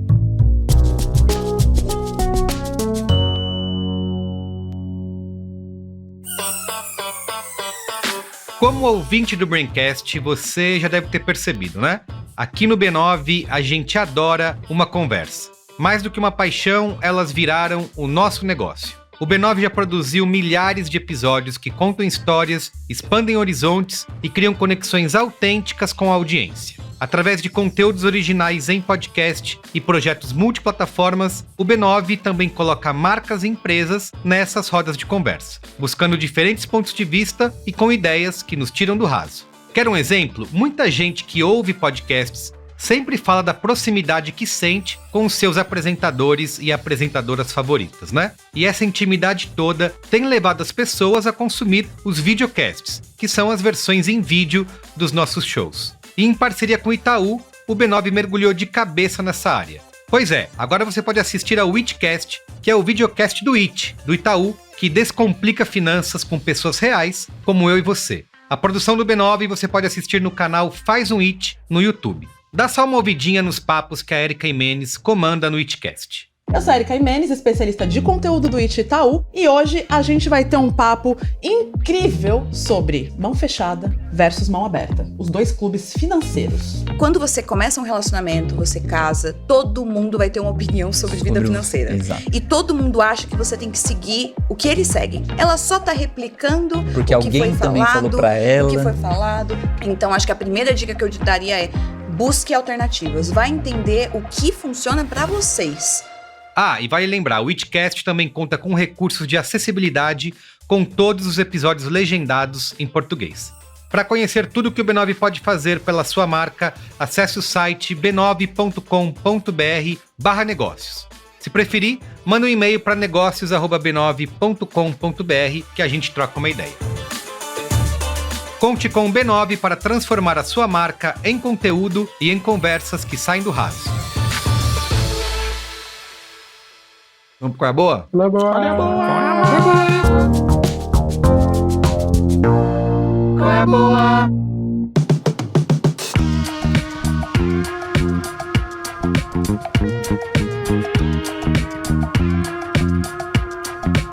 Muito bem, quem quer começar? Marco Melo, né? Gosta de começar? Posso começar, sim, senhor. Então vai lá. Essa semana passada aí, eu até cheguei a mandar uma mensagem especificamente pro Olga Mendonça lá no nosso grupo, perguntando se ele tava vendo a maravilha que é a série Vale Tudo com Tim Maia no Globoplay, uma série documental ali contando a vida do grande Sebastião Rodrigues Maia, saudoso Tim Maia, série baseada no livro do Nelson Motta e também conta com direção do Nelson Motta e do Renato Terra, com uma grande colaboração do Carmelo, entre aspas, Telmo Maia, né, filho do Tim Maia, que deve ter dado um caminhão de material pros caras ali, porque assim, o que tem de imagem de arquivo ali e de raridades do Tim Maia ali é brincadeira. Eu acho que o grande trunfo dessa série, mais do que contar a história do Tim Maia de uma forma muito bonita, inclusive, com artes muito, muito legais, assim, curti muita direção de arte dos episódios, são 3 episódios, conta ali toda a história do Tim Maia desde a Tijuca, a época do Tião Marmita,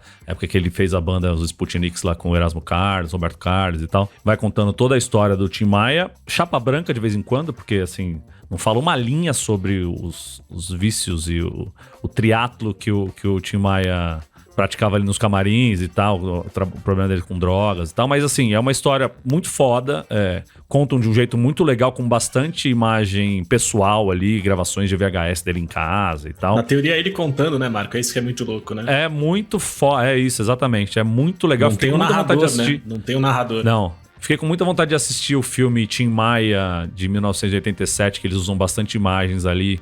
Vou até procurar por aí, ver se eu consigo achar. E é isso que o Higino falou, é ele contando essa história. Então são trechos de entrevistas colados ali, depoimentos dele.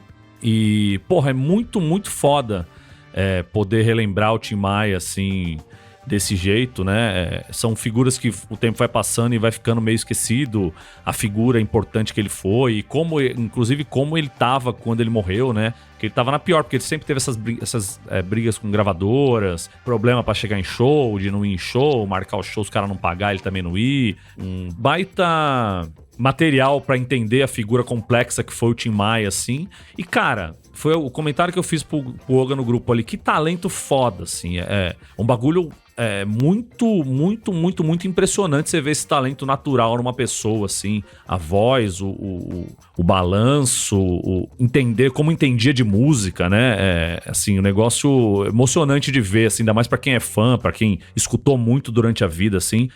Eu indico demais, então, a série Vale Tudo com Tim Maia, tá no Globoplay. E se quiser aproveitar, também já assiste o filme do Tim Maia lá, que tem as 2 fases da vida dele, que é o Robson Nunes e o Babu que faz, que é legal pra caramba também. Então fica aí a dica do Vale Tudo com Tim Maia no Globoplay. Eu bem que te avisei! Quer fazer um adendo aí, Yoga?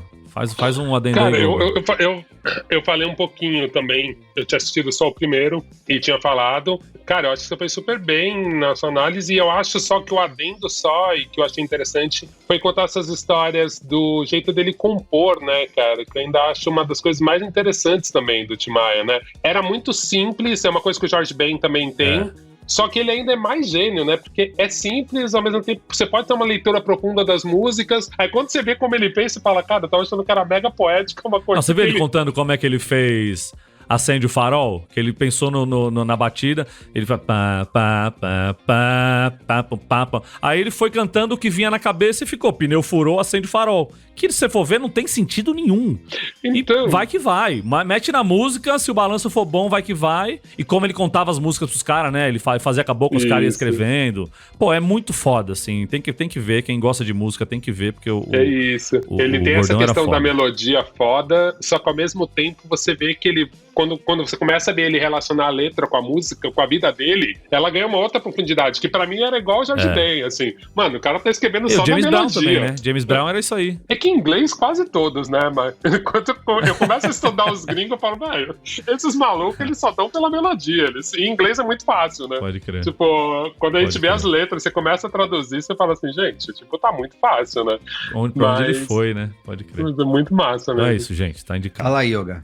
Tem um documentário, vamos ter que dar os pulos pra achar, tá? Eu vi aqui na Gringolândia, que chama Boom for Real, The Late Teenage Years of Jean-Michel Basquiat. Cara, eu amo Basquiat, igual eu amo Tim Maia. Achava que tinha visto tudo, não tinha visto esse documentário, um documentário de 2017. Cara, ele é muito interessante porque ele conta o Basquiat adolescente até o momento que ele encontra a galera, quando ele começa a ficar famoso, o negócio meio termina, assim. E ele fala muito do contexto artístico que o Basquiat estava envolvido. Então mostra os primeiros parceiros dele, mostra, tipo, desconstruiu várias coisas que eu tinha do Basquiat na minha cabeça. Mesma relação dele com o hip hop. Tipo, vários caras do hip hop falando, mano, tipo, o Basquiat não era do hip hop, ele era um puta de um hipster louco.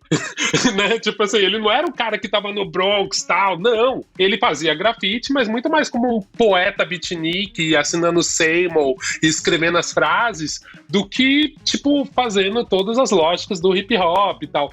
Cara, eu achei um puta documentário aulinha, assim, de botar aquele personagem, mas num contexto. Então, assim, tem entrevista de muita gente foda. Jinja Musk, o Fab Five Fred, tipo, várias pessoas que hoje em dia são, tipo, curadoras de arte, e que eram os doidos amigos do Basquiat lá, todo mundo drogado no East Village, doidão, e você fala, gente, olha, as pessoas viram adultas. Caralho, por que tudo isso, toda essa galera sobreviveu, e por que esses artistas morreram? Keith Haring, Basquiat, sei lá, cara, eu achei, assim, puta documentário foda, aqueles que você vai anotando coisas pra depois pesquisar mais. Você fala, mano, eu não sabia disso.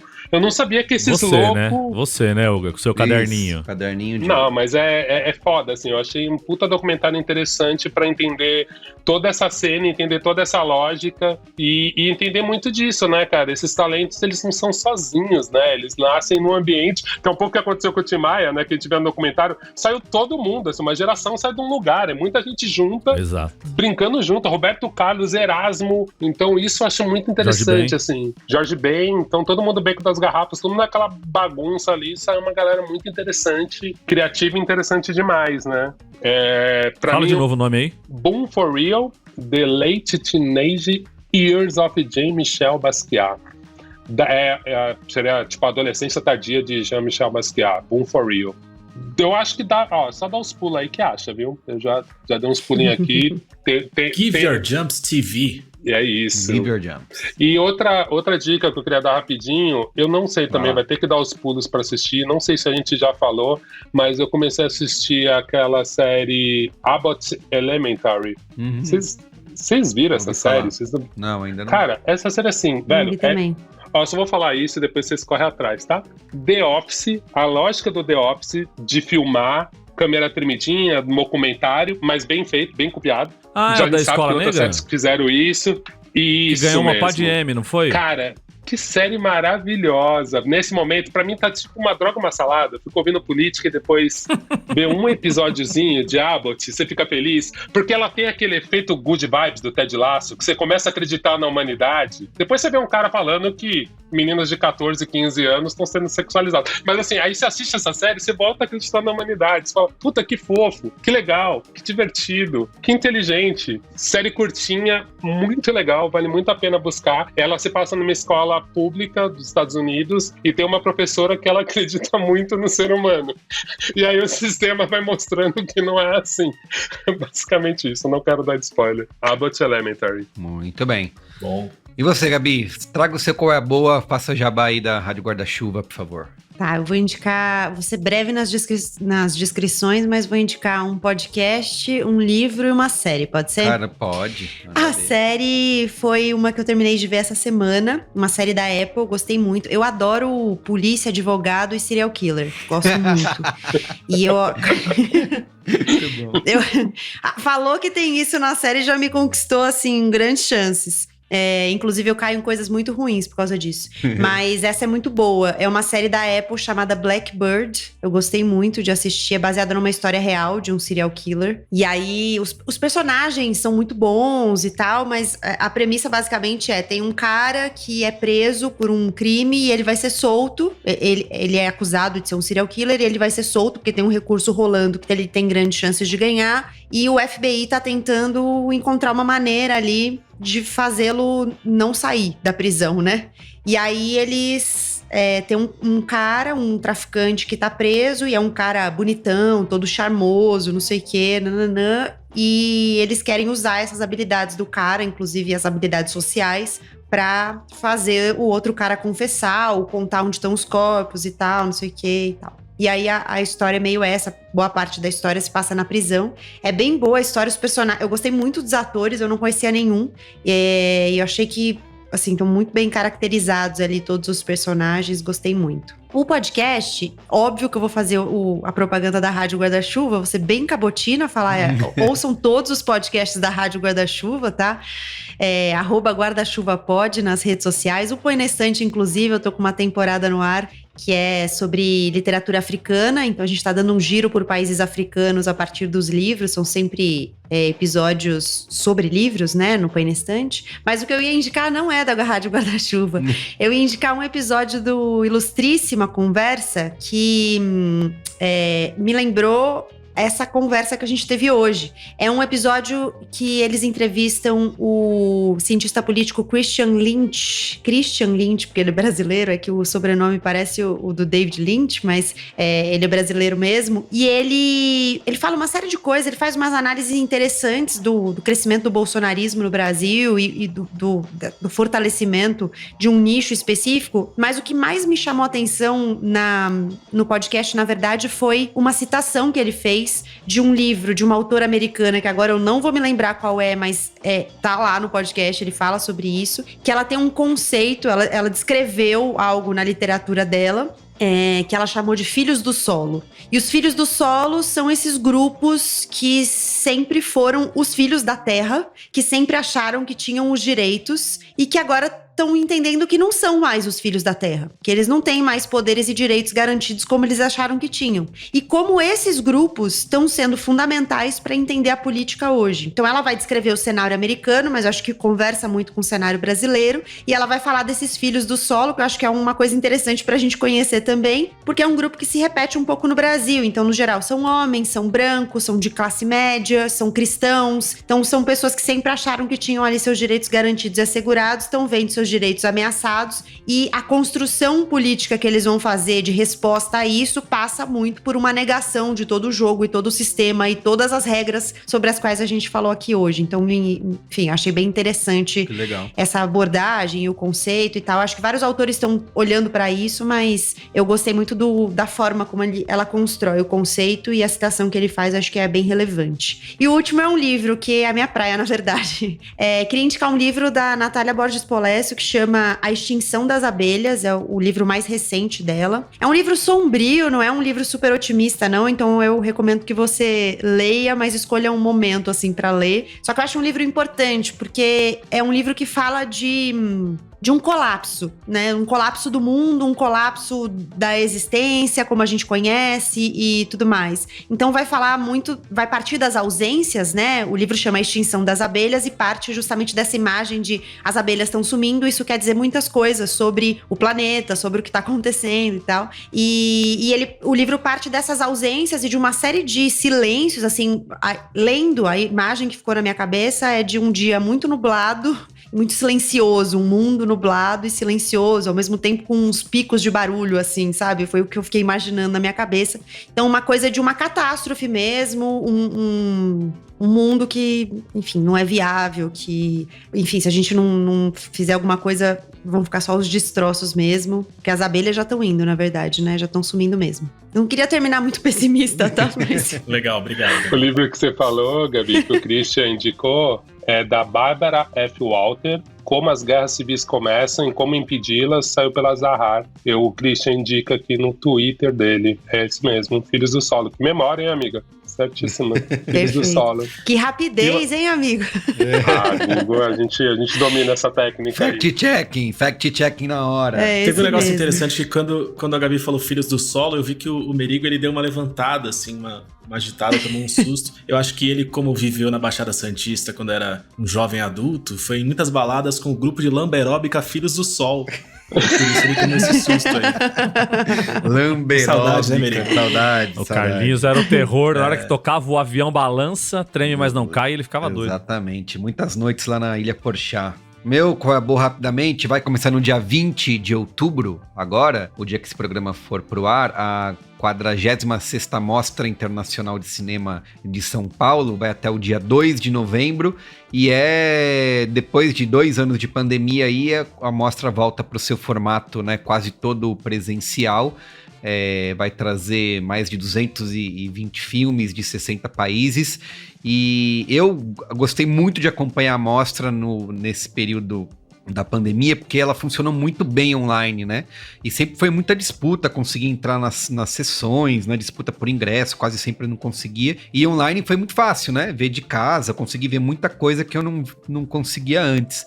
Agora volta pro formato presencial, volta para ter perrengue, né, para conseguir entrar nas salas, porém, eu acho que vai ser muito importante quem puder conferir, porque a mostra tá num momento bastante crítico, né, assim, sem nenhum tipo de apoio, né, a gente sabe como a cultura foi tratada nos últimos 4 anos aqui no Brasil, então ela tá vivendo aí, basicamente, pelas suas próprias pernas e de apoio de algumas instituições e pessoas que continuam querendo fazer a mostra na marra. Então, quem puder conferir e comprar os ingressos para sessões, tem ingressos bem baratos aí para assistir alguns filmes. Muitos deles vão ser lançados depois em circuito comercial, vão concorrer a prêmios em festivais, no Oscar e tudo mais, mas tem grande parte dos filmes que nem acabam sendo lançados, nem tem distribuição depois. Então, quem tiver curiosidade para ver alguns, acho que a mostra acaba sendo uma ótima oportunidade. E quem quiser ter uma curadoria do que assistir, a gente gravou um episódio do Cinemático, eu e o Pedro Estraza falamos um pouquinho da mostra e a gente selecionou alguns filmes legais para se assistir nessa 46ª Mostra de Cinema de São Paulo, que começa agora no dia 20 de outubro e vai até o dia 2 de novembro. Tá bom? Perfeito.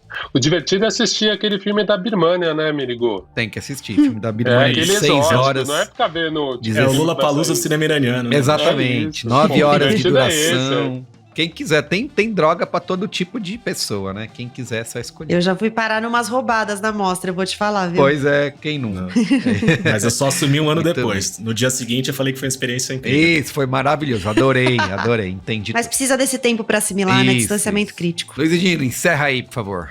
Vamos lá. Já que a gente tava falando sobre crack, que o consumo de política e de tudo que envolve a política é pra gente por aqui, eu tenho a mania de, há muito tempo já, eu acordo de manhã, a primeira coisa que eu faço depois de tomar café é lavar a louça ouvindo o assunto com a Renata Lopretti, depois eu saio de casa e vou andando até a academia ouvindo o café da manhã. E essa coisa do crack, ela pega muito forte pra gente, porque só de eu ler o nome do episódio e ver que tem Bolsonaro escrito, de uma forma bastante doentia, isso já me traz uma ansiedade, um comichão e uma alegria de ouvir aquele episódio sabendo que o episódio vai ser bom.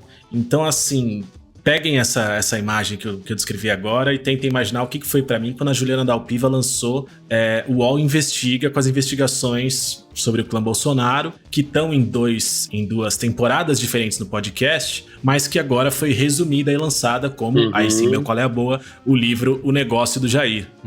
De autoria da própria Juliana, né? Lançada pela Companhia das Letras. Ele traz as investigações que são apresentadas nessas 2 temporadas, não tem grandes revelações muito diferentes do que foi mostrado por ali, já que o creme de la creme do material logicamente é pra estar no podcast, é pra estar nesse produto, não sei se produto principal, mas o livro traz um pouco mais de detalhes e um pouco mais de profundidade em todas as histórias, em todas as investigações que ela trouxe no podcast. Então, depoimentos exclusivíssimos, tem cópias dos autos judiciais ali que ela cita, então a gente tem algumas dessas coisas nos livros. Cara, entrevistou muita gente, foram, muitas entrevistas, eu tinha anotado por aqui até mais 50 entrevistas, entrevistas exclusivíssimas e bombásticas. É aquele tipo de material que se a gente vivesse num tempo normal, seria explosivo e talvez derrubasse a República.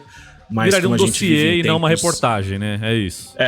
Como a gente vive em tempos obscuros, é isso. É um excelente passatempo pra gente que consome política como uma droga pesada. Posso só complementar? Complemente 2 vezes, Olga. Você viu, tem um episódio de podcast Rádio Companhia que é muito legal, porque ele entrevista a Juliana Dalpiva falando sobre o negócio do Jair e a Consuelo Diegues falando sobre o ovo da serpente. Então é bem, verdade. Mesmo que você não leu, eu não li o ovo da serpente. Eu ia falar isso agora, essa leitura casada é imperdível, a leitura casada. E é muito legal você ver elas falando também, porque aí vai se aprofundando, enfim, eu achei muito, muito bom, muito bom. A Juliana Dalpiva, tô muito fã, assim, porque qualquer entrevista dela eu gosto de ver pela facilidade que ela tem de se comunicar, cara. É impressionante, assim, né? Uhum. O jeito que ela conseguiu condensar tudo aquilo e o jeito que ela se comunica é muito, muito, muito interessante. Ela fala com bom humor, você fala, amiga, como você conseguiu conviver com tudo isso? Isso, e conseguir exato. manter Tá rindo, essa né? clareza, essa sanidade, tipo... Verdade. Aproveito pra já que você tá elogiando